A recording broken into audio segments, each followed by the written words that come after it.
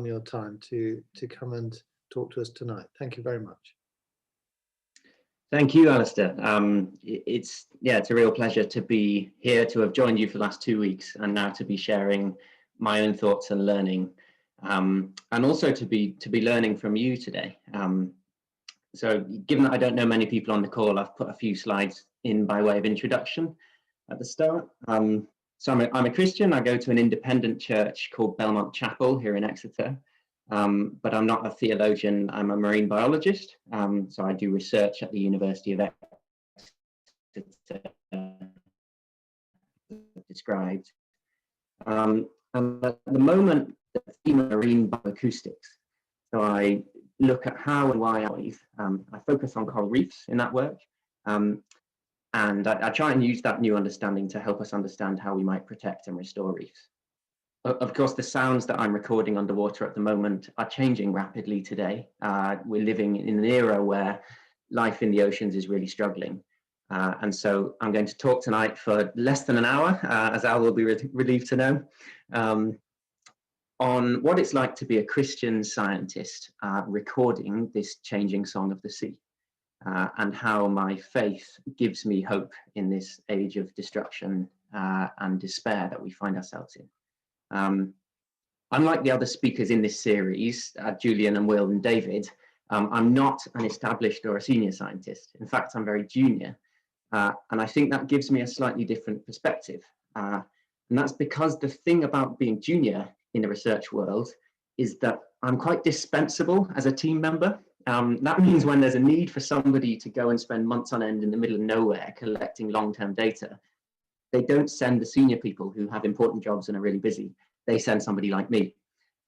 So that means in my work, I spend extended periods of time living and working in the most remote and wild corners of the planet, in very small teams of people, where frankly, there isn't a lot to do in these remote places, apart from look at the ocean, enjoy being in nature, and sit and think about it.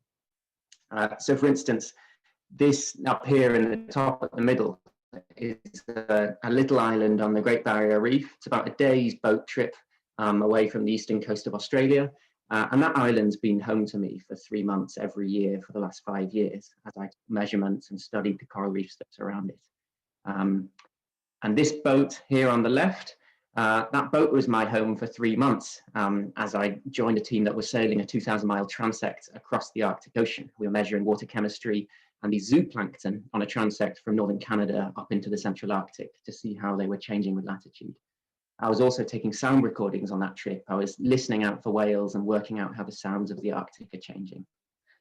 So on all of these research trips, I live in these remote places, don't see anyone except for my colleagues for months on end, and I'm immensely privileged to spend time in these beautiful wild places. At the same time as being aware of that privilege though, I'm also aware that the data I collect is making headlines that I never dreamed of making as a child.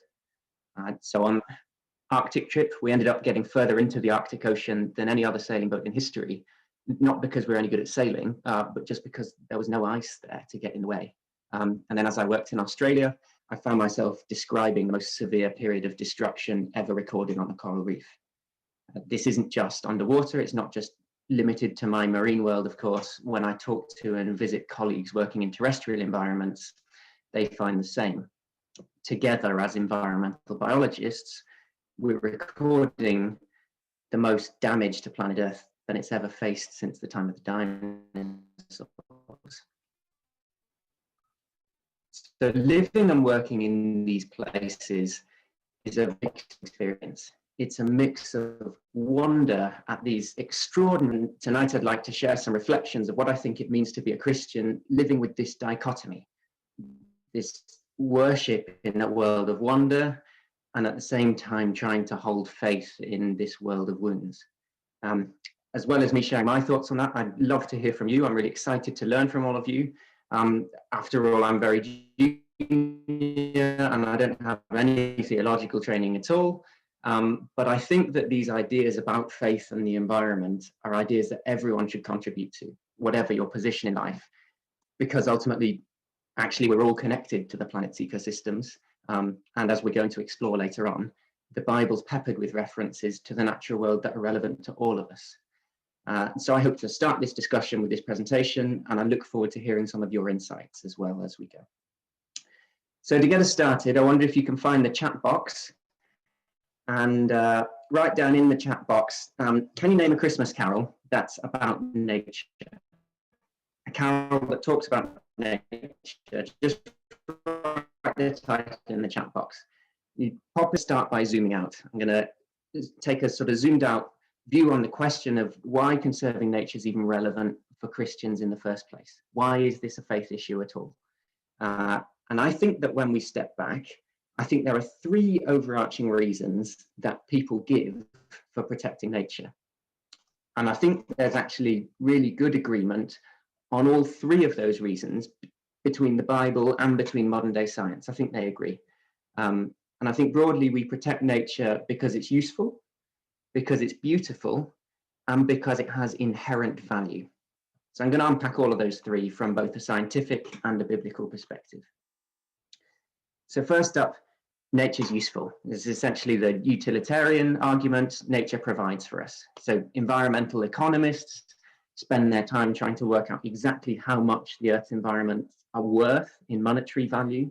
And it's quite staggering. Their last estimate was that globally nature was, quote, worth about twice the value of the world's entire GDP.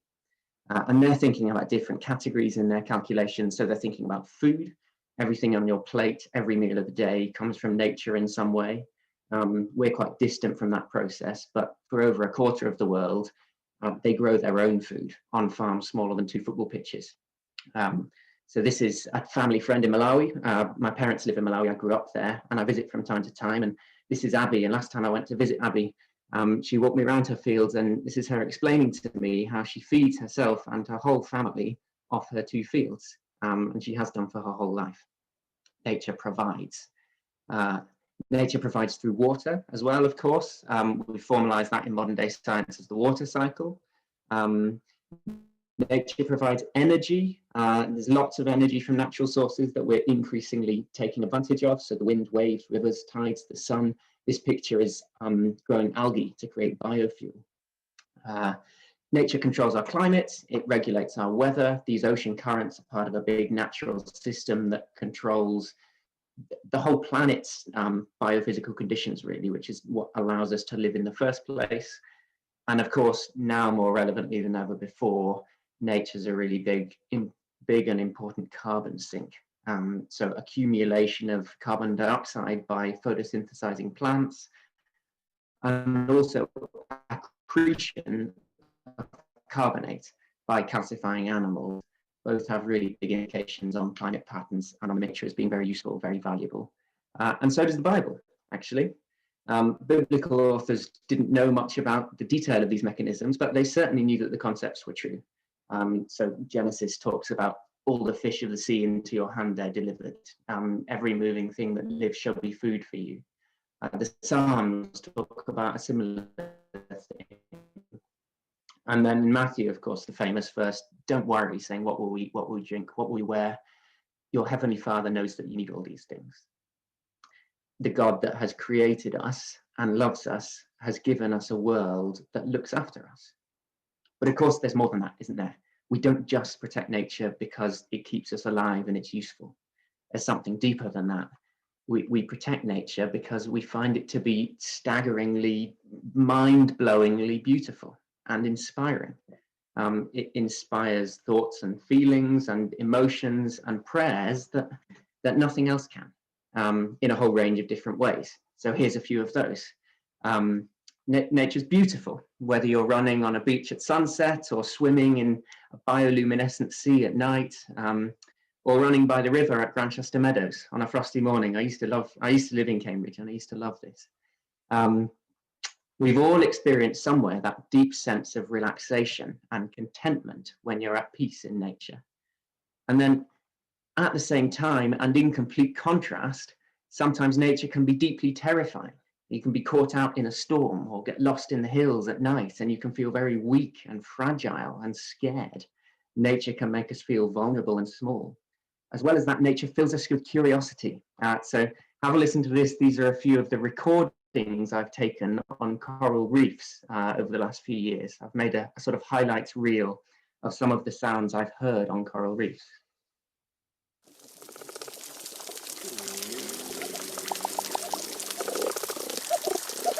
All sorts of amazing shapes and colors and sounds that reveal the creativity of God, the intricacies and the delicateness of creation. As well as filling us with curiosity, nature's fun. Whether your thing is hiking or biking or bird watching or jumping in rivers or falling off surfboards, spending time in nature can fill us with joy. And as well as filling us with joy, it can fill us with awe. When you share space with fish the size of a school bus, or dolphins that swim faster than speedboats, or turtles that can hold their breath for 6 hours, it takes your breath away. And that's even before you start trying to hold your breath at the same time as the turtle. But in all of these different characteristics, the beauty and the fear and the calm and the joy and the curiosity, there's this hard to describe but irrefutable quality in nature that lifts our hearts upwards, doesn't it? It takes us out of the day-to-day mundane and it connects us to God. And again, these ideas are picked up in the Bible. So we see that in the Psalms. The heavens are telling the glory of God. Some went down to the sea, they saw the deeds of the Lord. And of course, there's that famous chapter in Job where he walks Job through nature and shows Job the wonders of creation and what it speaks about God. Of course, this is an idea that's been picked up on many times. In the 1600s, Francis Bacon first talked about the Bible being a book of words and creation being a book of works. And he encouraged us to connect with God through both of those. This guy's a particular hero of mine. On the left, this is John Muir, who's the man who set up America's first national parks. So he once described the Sierra Nevada mountains as opening 1,000 windows onto God. And he wrote in a letter to his friend, he said, "I must return to these mountains. I'm bewitched and enchanted. Tomorrow I must start for the great temple to listen to the winter songs and sermons that are preached and sung only there." There's this real sense that we can learn things in nature about God that we cannot learn from anything else. So science and religion both agree that the natural world is valuable, both because it's useful and also because it's inspiring. It's good for our mental health. And there's this third argument as well, the deontological argument, the one that says nature has a value irrespective of whether we find it beautiful or useful or inspiring at all. Even if we didn't find any of those things, it would still be valuable. And I think as a Christian, I think that value comes from nature's position in God's plans. So despite our common tendency to restrict nature to Genesis and the Psalms, I think there's really good evidence in the Bible that nature's fully integrated into the whole Bible narrative. And actually, the natural world is as much a part of God's plans to save the world as we are. So to illustrate this, Alan and Olivia are going to give me a hand. We're going to do a whistle-stop tour of the Bible. We're going to read a bunch of examples from every major section of the Bible, just really quickly, really short little clips. And this is going to illustrate the place of the natural environment in each of the different sections of the salvation story. It'll be too quick for you to keep up, so don't try and follow along in your Bibles at home. Rather, you can either follow on the screen, or if you'd like, you can just close your eyes and enjoy the readings. So Alan and Olivia, are you there? You ready? Creation, Genesis 1. God saw all that he had made, and it was very good. John 1:3. Through him all things were made. Without him nothing was made that has been made. Colossians 1:15. He is before all things, and in him all things hold together. We can see God's directly involved, and the natural world is involved in creation. It's also involved in covenant. So this is from Genesis 9. Whenever the rainbow appears in the clouds, I will see it and remember the everlasting covenant between God and all living creatures of every kind on the earth. So that's not between God and man, that's between God and all living creatures of every kind. So God makes a covenant with nature, and in turn he provides for nature. So this from Job 12. In his hand, the life of every creature and the breath of all mankind. That idea is echoed in Isaiah. I provide water in the wilderness and streams in the wasteland. And Jesus echoes it as well in Matthew 10. Are not 2 sparrows sold for a penny? Yet not one of them will fall to the ground outside your Father's care. God provides for nature, and in turn, nature gives praise to God. So this from Nehemiah 9. You give life to everything, and the multitudes of heaven worship you. And there are loads of examples of this in the Psalms. So to pick just one, this is Psalm 96. Let the fields be jubilant, and everything in them. Let all the trees of the forest sing for joy. Let all creation rejoice before the Lord. And in that praise, as nature praises its creator, it bears witness to the creator as well. So this is from Psalm 19. The heavens declare the glory of God. The skies proclaim the work of his hands. And Paul talks about nature bearing witness to God as well in Romans chapter 1. For since the creation of the world, God's invisible qualities, his eternal power and divine nature, have been clearly seen, being understood from what has been made. Of course, we live in a world where there is suffering, and suffering isn't just limited to humans. So we read as early as Genesis chapter 3. Cursed is the ground because of you. And in Isaiah 24. The earth dries up and withers. The world languishes and withers. The heavens languish with the earth. And Paul again in Romans 8. For the creation was subjected to frustration, not by its own choice, but by the will of one who subjected it. But nature doesn't just suffer with no end. Actually, nature is wrapped up in the salvation story as well. So that same passage from Romans continues on. The creation itself will be liberated from its bondage to decay and brought into the freedom and glory of the children of God. This is foretold by Isaiah as well. So this in Isaiah 35. Water will gush forth in the wilderness and streams in the desert. And Paul talks about it as well when he writes about salvation. So this is Ephesians. To bring unity to all things in heaven and on earth under Christ. And then ultimately salvation will lead to redemption. And we read that predicted first in Isaiah. I will create new heavens and a new earth. And also in 2 Peter. In keeping with his promise, we are looking forward to a new heaven and a new earth.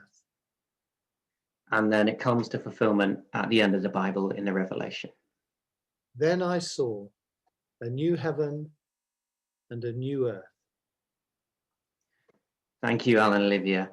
So you can see all the way through Eden, the flood, the fall, worship on earth, through suffering, redemption, salvation, all the way through eternity, from Genesis right through the prophets, the Psalms, Paul's teaching, the Revelation. Nature is a key part of the whole Bible story. It's wrapped up with us in creation, in our worship, in our sin, in our rescue, and in our future. We're inseparably linked to the same events going on in the natural world. Incidentally, in that last reading there about the new heavens and the new earth, in the original Greek, it's exactly the same word used for new heaven and new earth as Paul uses throughout his letters to talk about our new souls and our new bodies in redemption. The same word, it's kainos, which translates not as brand new, but as renewed. So the Bible says that the whole cosmos will be renewed by the resurrection. that the whole of nature will be made very good again, and that the whole of nature will rejoice. And now this is when I was hoping to dive back into the chat and see what people had written as their carols, because I think this is what we're celebrating. And we've got a whole load of different carols. This is wonderful. Loads of them, the holly and the ivy, making some strong appearances, the bleak midwinter, silent night, angels from the realms of glory. The one I think of first is the carol that celebrates this redemption for nature. It says, joy to the world, the Lord has come, let earth receive her king. Let every heart prepare him room, and heaven and nature sing. That's the one that makes me think of this green thread through the Bible, but ultimately, actually, I think you can have a point for any carol you wrote down, because if we consider this green thread, then Christmas isn't just about God coming down to earth to save people. It's about God coming to earth to save everything. And so the Christmas story is for everything, and so all the carols are about nature. So everybody's a winner. If you wrote a carol in the box, you're a winner. Well done. So nature's a wonderful gift from God, and it's valuable for these three overarching reasons, right? It's valuable because through nature, God provides for us. It's useful. Through nature, God inspires us, lifts our hearts upwards. And it's valuable because nature's an integral part of the whole salvation plan. The Bible's clear on all three of those points, and it's a wonderful way to combine the book of words and the book of works. But the Bible wasn't written in 2020. And I think today, as Christians, it's really important that we wrestle with and we address the fact that this natural world is now more damaged than it ever has been before. So how do we relate this stuff that the Bible teaches us about nature? How do we relate this biblical teaching to environmental destruction? The first thing I'd like to so this is the flip, if you like. We're transitioning from worshipping in a world of wonder, faith, when we see this world of wounds. The world today is so very different to the world of the biblical times. So when Jesus was around, instead of nearly 8 billion people in the world, there are about 200 million people. So that's the population of modern day Pakistan spread across the whole world. And there was no overpopulation, there was no climate change, there was no ocean acidification, there weren't species extinctions, there wasn't biodiversity collapse. None of that was what the world Jesus lived in. That's all very recent history. So we are the first generation to ever be faced with a world that looks like this, that looks like it does today. That means as a church, we have to work out what our response looks like based on the example Jesus set in his world. So now, for the second half of this talk, we're just going to look quickly at a key moment in Jesus's life and apply his lived example to this key issue for our society today. So first, we're going to have to think about what our issue is. So the next few slides may be a bit depressing, they may be difficult viewing, but they're important because actually I think we need to understand our crisis properly so that we can then map it back to the Bible, look at what the Bible can tell us about it. So I think our crisis is a triple crisis, right? First, it's an ecological crisis. So where I work on the Great Barrier Reef, it used to be one of the most dynamic, vibrant, alive, bustling, busy, noisy places on Earth. Growing up as a kid, I dreamed of studying places like this. And then when I first visited the Great Barrier Reef, these were the pictures I took. I recall not of the sort of bustling, vibrant, joyful chorus that I was expecting over the last 2 weeks. Within the lifetime of lots of people on this call, we've seen a global decimation of nature in what is an ecological crisis. Of course, some of the early pioneers saw this coming. This guy, Aldo Leopold, once said that the penalty of an ecological education is that one lives alone in a world of wounds. And he was right when he said that. But he said that in 1949. when nobody else was really listening to him. And now it's different. You see, scientists now aren't alone in the world of wounds. Everybody knows about it.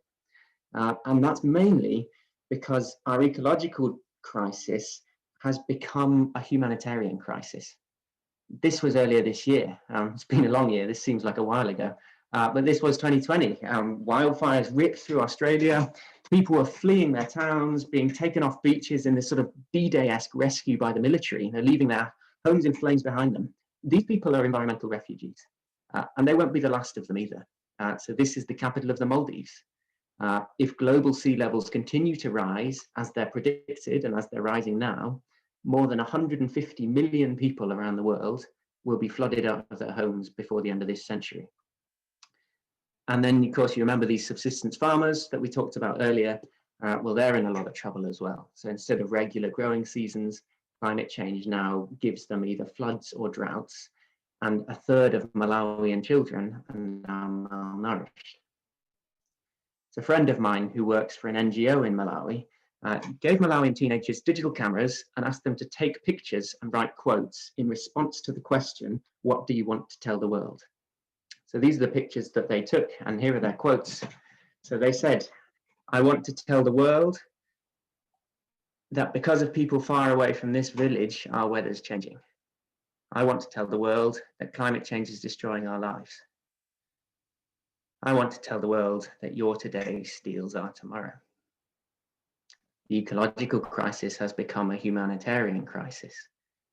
And that's two. And of course, the third is that now this ecological and humanitarian crisis has come crashing into mainstream knowledge.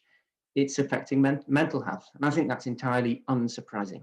We discussed earlier that the physical environment lifts our hearts upwards, it connects us to God, it fills us with joy. So now the opposite is true. When we see that wonderful natural world falling apart, we feel distressed.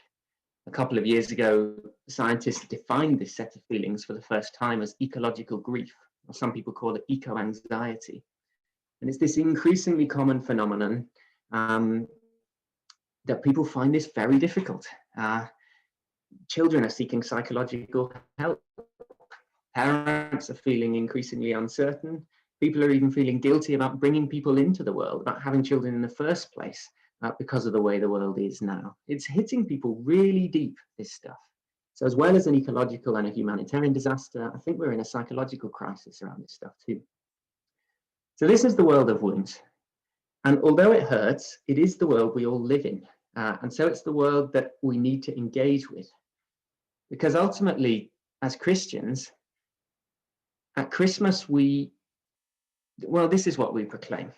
This is one of Christmas's most famous readings, isn't it? The light shines in the darkness, but the darkness has not overcome it. Sometimes it feels pretty dark to me.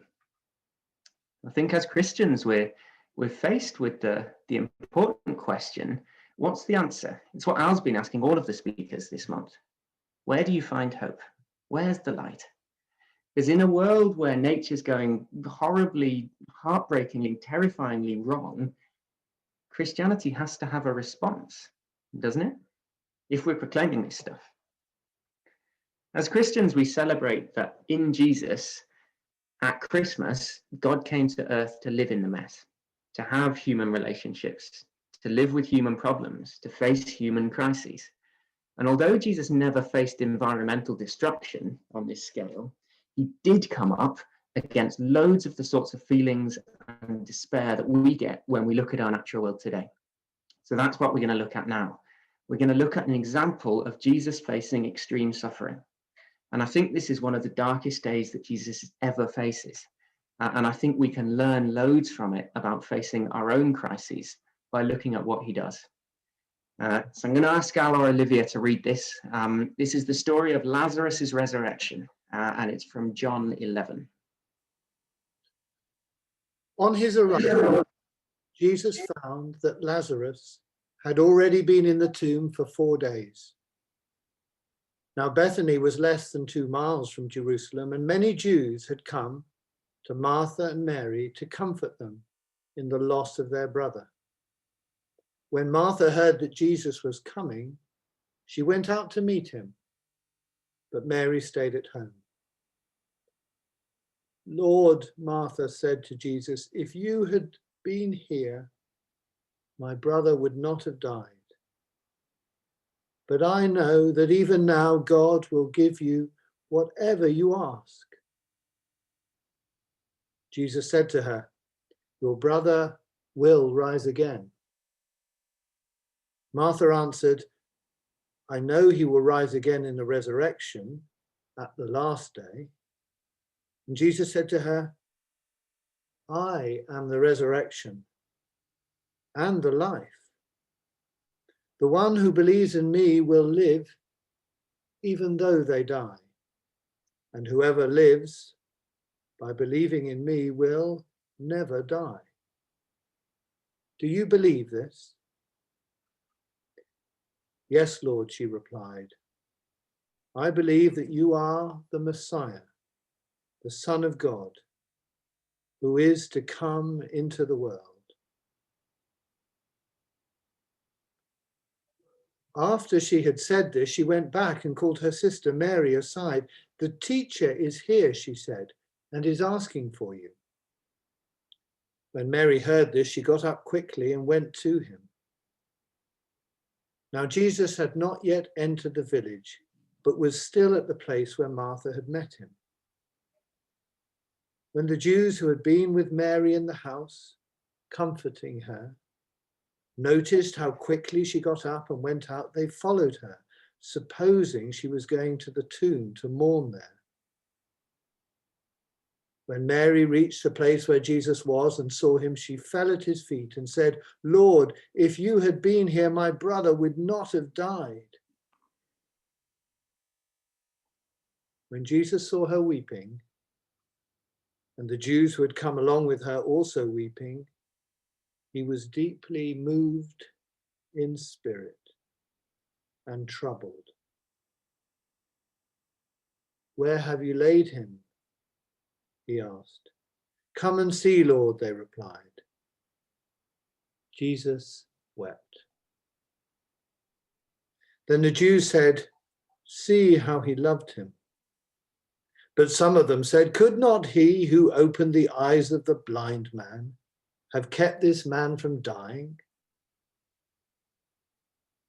Jesus, once more deeply moved, came to the tomb.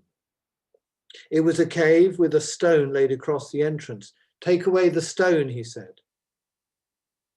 But Lord, said Martha, the sister of the dead man, by this time there is a bad odor, for he has been there 4 days.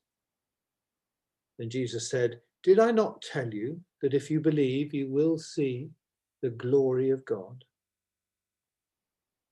So they took away the stone.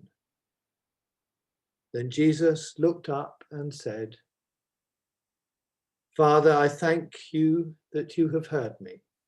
I knew that you always hear me, but I said this for the benefit of the people standing here, that they may believe that you sent me. When he had said this, Jesus called out in a loud voice, Lazarus, come out. The dead man came out, his hands and feet wrapped with strips of linen and a cloth around his face. Jesus said to them, take off the grave clothes and let him go. Thank you, Al. So on face value, nothing to do with the environment, but bear with me, because I think this is really important in what it teaches us. So we'll start with a bit of context. This is a really key moment in the Gospel of John. This is the 7th of the 7 miracles that John records, and it's an occasion where Jesus is facing emotional turmoil, massive emotional turmoil, deep loss. Lazarus was Jesus' close friend, and he knew the mourning family very well as well. So not only that, but at this family friend's graveside, people start accusing Jesus, saying that because he arrived too late, he must not have cared. He must have let Lazarus die. And then just to throw one final bit of spice into the mix, the last time Jesus visited this bit of the country, they tried to stone him. So it's quite some day. And actually, a lot of the feelings going on here, I think are remarkably similar to the ones that we discussed earlier, the feelings that we have when we look at the natural world. Sadness, there's anger, there's hopelessness, there's grieving, there's anxiety, there's blame. So as Jesus walks into this emotional cauldron, we're going to look at what he feels, at what he says, and what he does. And we're going to try and learn from that how we can respond to the emotional difficulty of the natural world's demise that we're faced with. So we'll start with the emotions. Let's look at what Jesus feels. To do that properly, we're going to look at this in the language the book was originally written in. So we're going to look at the ancient Greek, and I think that paints the picture very vividly. So first up, Mary and the others weeping. The word used here is kleio, and here's the definition: to grieve audibly, bitter grief that springs from feeling utterly hopeless, usually accompanied by shrieks brought on by uncontainable emotional pain. So this isn't nice, polite weeping with a sniff and, would you like a tissue? This is full-on wailing. Look at the definition. That other passage in Matthew that talks about hell being full of weeping and gnashing of teeth is the same word for weeping. Mary's brother has just died and she's in complete anguish. And in response to this, Jesus, it says, is deeply moved in spirit. Embramaomai is the word here, which translates as to snort like an angry horse. Some dictionaries have it as to roar with rage or to express strongly indignant displeasure. Jesus is really angry here. And it's more than the fact he's just angry. He's troubled, but that word troubled is tarasso, which, it's etaraxin, which comes from tarasso. Tarasso is the word that is used when the disciples are troubled when Jesus walks on the water. They think they've seen a ghost. And it's the same word used in the next chapter when Jesus predicts his own death. He's troubled, same word, tarasso, inward commotion. But interestingly here, this is the only time in the whole Bible when tarasso comes as a reflexive verb. So that means it's something you do to yourself. So Jesus isn't just a passive observer who's being affected by the events around him in a way he can't help here. He's choosing to engage emotionally. He's troubling himself. That would be the literal translation of this sentence. He was deeply moved in spirit and troubled himself. And then when he actually arrives at the grave, of course, Jesus weeps. And this is different. It's a different word now. This isn't the anguished wailing of Mary that we saw before. This is edekruzen weeping, from the verb dakruo, to weep silently, to shed tears. In the middle of all of this anguish, this white-hot anger, this inward commotion, there's also this deep sorrow. Jesus' cheeks are shining with tears as he walks to the grave of his friend. And then finally, he calls Lazarus in a loud voice. And if you're like me, you probably imagine this as a sort of calm, authoritative presence, sort of like the ambulance has arrived with the defibrillator and the guys jumped out and said, stand back, everybody calm, I've got this, calling out in a loud voice. But actually, that couldn't be further from the truth. When you look at the definition, it's an urgent scream that expresses deep emotion. It's clamorous shrieking. It's like a wounded person emitting unearthly sounds. In Plato's writing, he uses this word to describe dogs howling at the moon. This is really animalistic, which makes sense because Jesus is in turmoil. We know he is. When Revelation talks about there not being any tears in heaven, no more crying in heaven, that verse, that's talking about crazer. There won't be any more of this sort of crying. So this isn't pretty. Jesus is in desperation here. So there they all are again. When it comes to difficult emotions, this passage is absolutely white hot. There's anguish, there's rage, distress, there's sorrow, there's desperation. And actually, a lot of that sounds pretty familiar.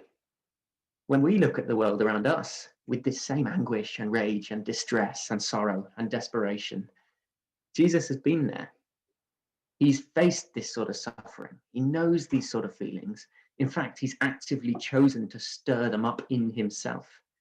He doesn't just get it, he embraces it. He embraces it as an appropriate response to the suffering around him. I think that's really crucial because I think that gives us a route to honest prayer about this stuff. We talked about Arosha before, and here's a few quotes from some of the world's leading Christian conservationists. Some of them work or have worked for Arosha. These are people who work in nature all the time. They've seen more environmental damage than most people have. this is a guy called Jeremy Lindsell. He has worked for Russia and the RSPB, and he says the overwhelming temptation would be to walk away. But there is someone to whom I can take these things that cause me anxiety, despair, and bereavement. This is Simon Stewart. He now works for Russia. He used to work for the IUCN. He wrote species conservation reports for extremely endangered rhinos. It's quite a depressing job. And he wrote, it's okay for us to be angry about the degradation of creation. It's okay to cry out to God for help, to hold him accountable, to plead with him. And this is the guy who, this guy gave me my first ever job on a coral reef. This is Bob Sluka, who heads up Russia's marine program. He says, even Jesus wept. Sometimes you need to grieve, even perhaps lament. So these feelings are common to Jesus. They're common to his followers. They're common to the leaders of global conservation programs. And I think they're probably common to all of us on this call. And I think there's a lot of comfort in that these experiences that are shared by Christians around the world were shared by Jesus himself. So when we think that the natural world is gone to bits and it's causing us distress, we can bring that to God in prayer. I think that's really important. So that's what Jesus felt. Then, of course, there's what Jesus says. And what he says here is one of the biggest moments in the gospel. He says, I am the resurrection and the life. And it's massive. It's a huge claim. It's a claim that drove the religious authorities of the day completely mad. Everybody knows that only God has power over death, and he just comes and says it outright here. I am the resurrection. Ultimately, this claim leads him to be crucified less than a fortnight after this event. And it's very poignant, I think, that this massive statement comes not in a time of power or jubilation, but in the middle of a time of suffering. So yes, it's a statement of authority, but it's also a statement of comfort delivered in the midst of grief. He doesn't shout this in triumph to a crowd of thousands of people at the climax of the Sermon on the Mount. He says this through his own tears to a friend who's beside herself with grief. And the resurrection.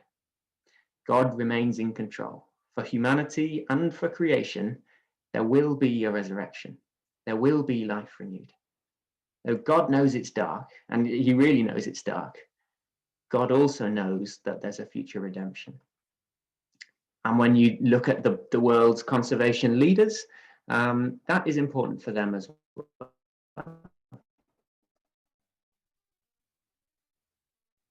So this is Peter Harris. All the environmental devastation that I've witnessed, I believe that God loves his world and that he will inspire great things short term and renew everything in the end. And this is Miranda. Miranda was a wonderful woman. And she said, we can look all the bad news in the eye, but keep writing our stories in the landscape and say with confidence, it isn't over yet. God still has plans for the world he loves. The resurrection statement, I think, is crucial for when we think about the world around us today, just as it was crucial for Jesus when he encountered suffering in his world. And then, of course, as well as engaging emotionally and engaging in what he said, Jesus acts. In the ultimate act of putting his money where his mouth is, he brings Lazarus back from the dead.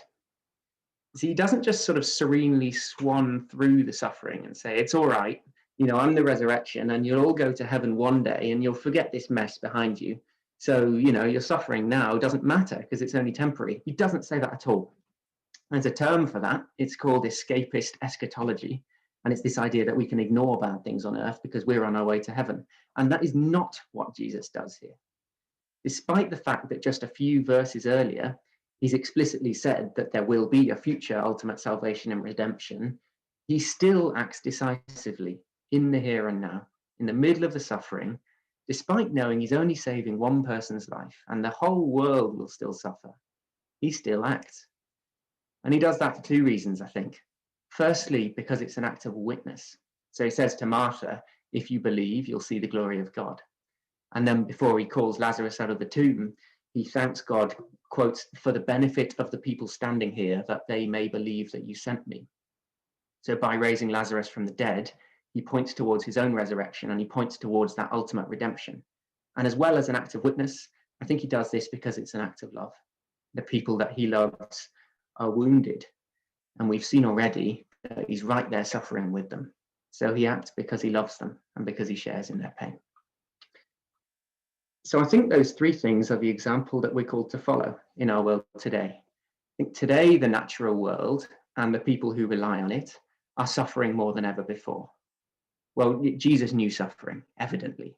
He had days when he faced great loss, and when he did, he cried and he shared the pain, but also he believed in a future redemption.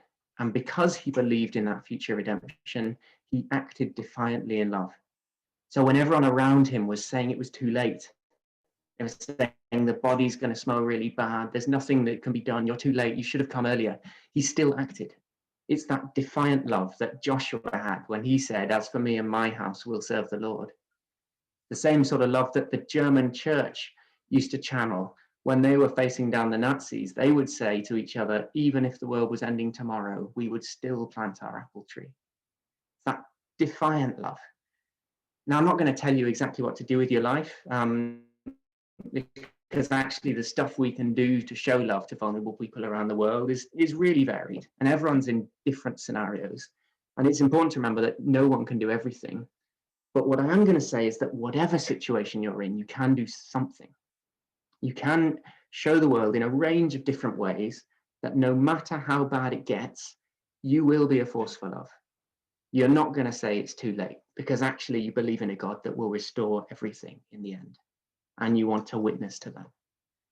So I think even though we can't save the world on our own, we can still show love to the world by thinking really carefully about how we travel, about what we eat, about how we power our homes, about whether or not to speak out in protest against the powers that be, and how to choose to do that. If you're struggling for practical ideas, then I can recommend these as really good starting points. There's an 8-minute David Attenborough video on YouTube called How to Save Our Planet, which is a great watch. And Ruth Valerio writes a bunch of great stuff on her website as well. But ultimately, to be honest, I don't think this is about knowing what to do. I don't think that's the difficult thing here. I think the difficult thing is finding the motivation and having the conviction to actually do it. I think once that's there, I think the rest follows. So to close, so I come in before 8:30. In the raising of Lazarus, I think that Jesus showed us that he cares about suffering. And he showed us that when we fight against suffering, no matter how small our outcome is, it's an act of worship. And it's an act of witness, and it's an act of love. In short, I think when we fight against suffering, we show that a light shines in the darkness, and the darkness has not overcome it. So as I finish, I'm going to leave you with a challenge. We're going to come back to the carols again, and I'm going to leave you with a challenge from the carol. As we come into the Christmas season, what could you do that would bring joy to the world? What could you do that would point to the day when earth will receive her king? What could you do that would make heaven and nature sing? And I'll stop there so I don't overrun. But if anyone would like to stay and chat on beyond 8:30, then I've nothing else planned this evening. So I'd love to hear some of your thoughts as well. Tim, thank you so much. I'm going to give you a little round of applause here. Fantastic. That was a wonderful exposition. So just because it's you, Tim, I'm going to keep this discussion going because I'm sure there are some questions here. But if people need to go, please do drop off without any embarrassment. Just a reminder, if you want to ask a question, you can wave a hand and I can let you, or you can type a note in the chat and I can read that out for you. Let me just kick off, Tim, with the Lazarus story. Jesus performed a miracle to relieve the situation. He did something that no human could do then. So is that in the end what we should be praying for, a miracle? Is that what you're praying for? Or do you think it's still within our hands and capacity to solve this? I think that in some senses, Jesus did a miracle that no human could have done. But I think there's two other important points, and the first is that Jesus actually involved people in what he was doing. He asked people to roll away the stone.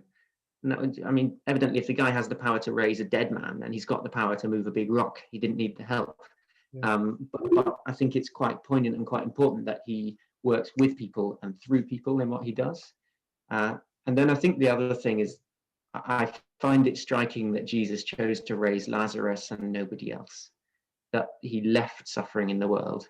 And I think that says something about the fact that although our actions will not solve the problem on their own, they still have great value and great worth in the eyes of God, I think. Yeah. So ultimately, ultimately, I don't know whether we can solve this problem on our own or not, but I do know that when we act in love and when we do the things we're called to do by God, I think that's a beautiful thing, whatever the ultimate outcome. Yeah.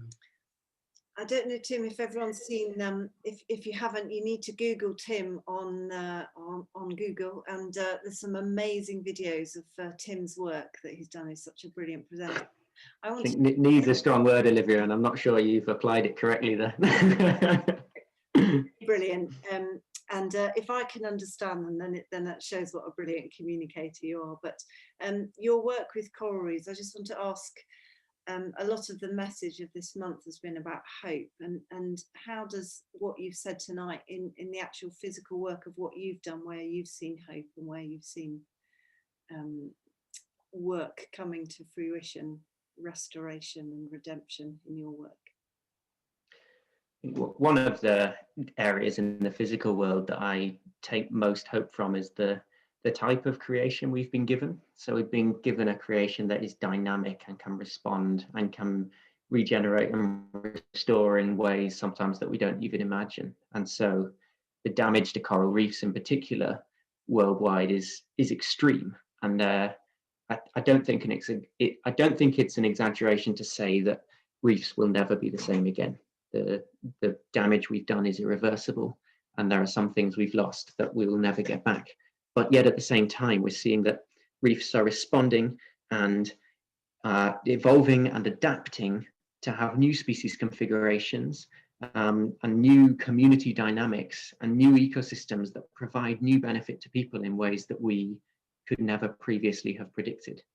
And so there's this whole area of research described as novel ecosystems, and what are these new reefs of the future going to be? And I think it is part of the wonderful gift of creation that actually it has inbuilt resilience. And that means when you lose a few things, it's absolutely not worth giving up, because there's still a bunch of other stuff you can save, and you can still work with nature in the new conditions that we have.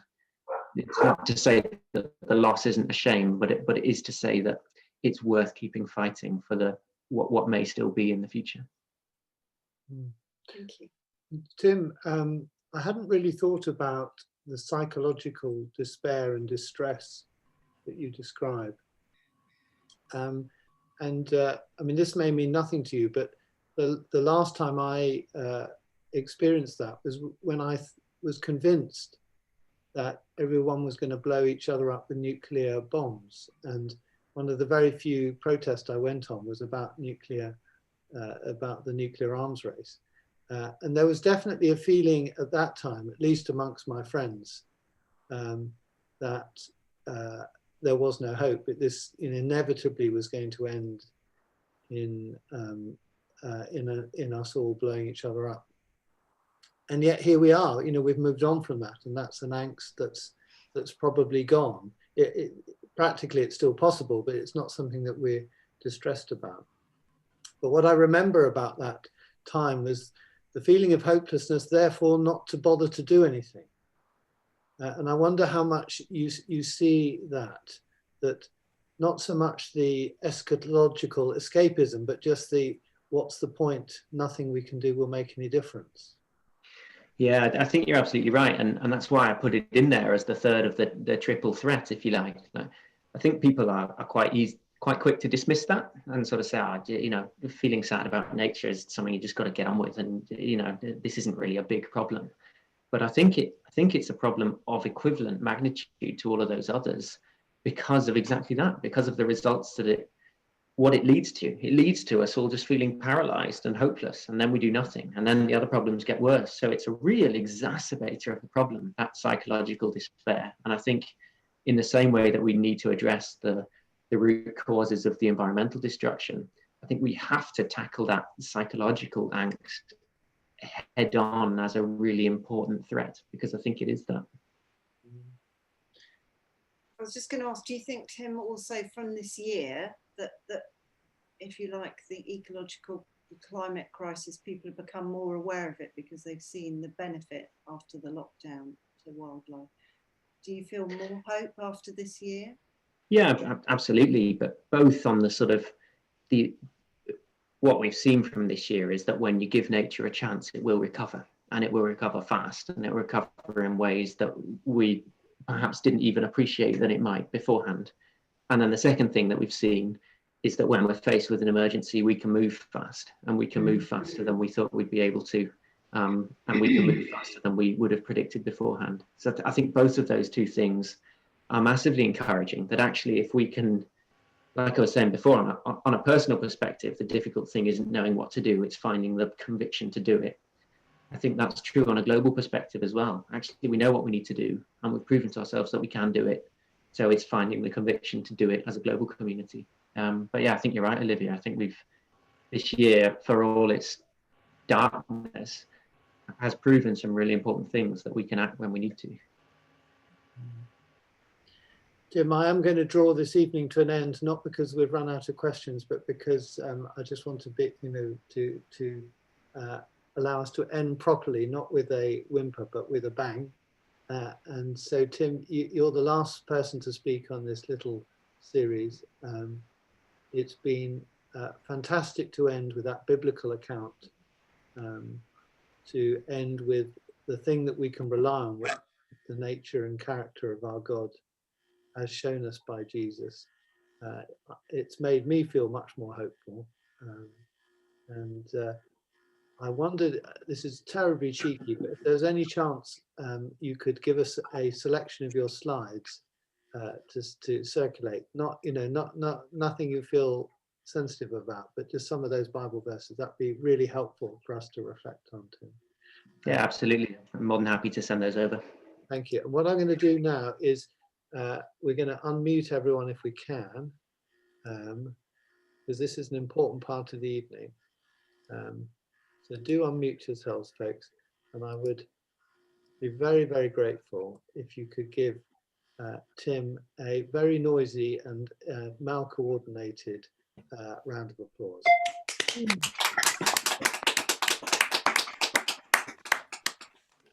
You even get Gracie the dog applauding you there, Tim. Oh, amazing. Thank you. Thank you very much indeed. Thank you. Thank you. Thank you. Christmas. That's been really helpful for me, actually, to see the whole picture towards Christmas. God bless everyone. So from a little village Thank you. south of Bye. Cape, God bless all. Happy Christmas. Thank you very much. And you. Thank Bye-bye. you. Thank you. Happy Christmas, everybody. Wonderful to join you. Happy Christmas. Thank you.